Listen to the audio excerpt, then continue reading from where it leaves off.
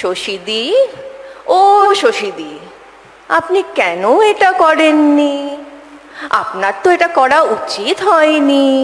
ও শশীদি, আপনারা বলুন ডিফারেন্স আছে কিনা? দিদি, ও দিদি, দিদি, ও দিদি, দিদি, ও দিদি, दीदी, ओ दीदी, कहाँ है दीदी? दीदी, आपको सुनाई नहीं देता है दीदी? दीदी सुन नहीं पा रही है।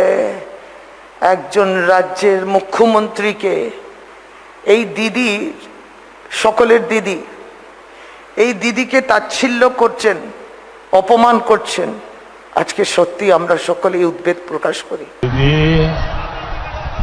ও দিদি, দিদি, ও দিদি, দিদি, ও দিদি। कहीं ना कहीं भारतीय जनता पार्टी का मुखोश या मुखौटा जो है वो खुल गया है।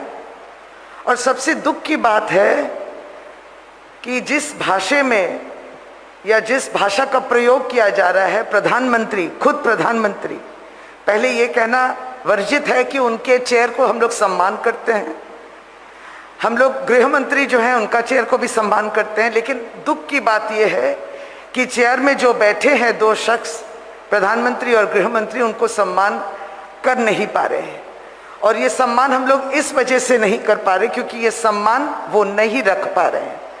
आज पश्चिम बंगाल में निर्वाचन जब होता है और निर्वाचन के दौरान यहाँ के राज्य के मुख्यमंत्री के प्रति जिस तरीके से अपने भाषण में इतने बड़े बड़े रैली जो वो करते हैं, बड़ा दिखता है, कितना बड़ा है वो अलग बात है, लेकिन रैली का प्रचार तो टीवी माध्यम से भी हो रहा है।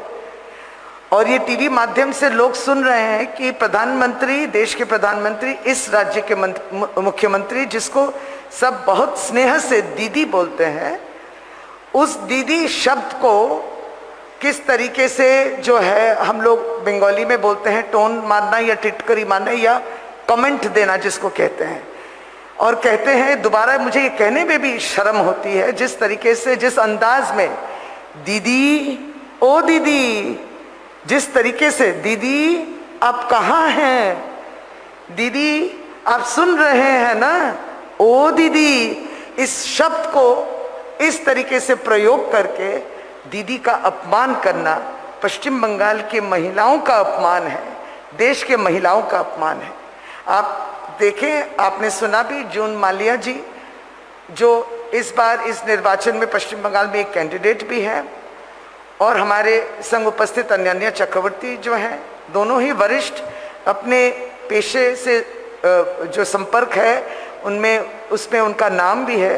तो दोनों ने अपने जो वक्तव्य रखा यहाँ, दोनों भी बहुत शंकित हैं कि इस तरीके से एक निर्वाचन, और इस निर्वाचन को चलाने के लिए जो भाषा की प्रयोग की जा रही है, भाषणों द्वारा, किसी का हक नहीं बनता है दीदी को इस तरीके से अपमान करना।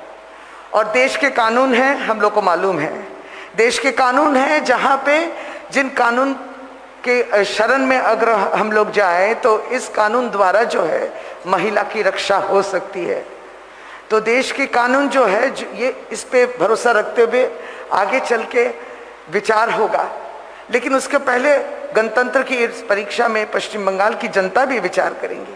तो आज जो है ये महिला के प्रति एक विद्वेष जिसको कहते हैं, एक गलत तरीके से कि महिला अगर राजनीति में हो तो उसको हम लोग इस तरीके से पुकार सकते हैं, ये कहीं ना कहीं बहुत अपमान वाली जगह है।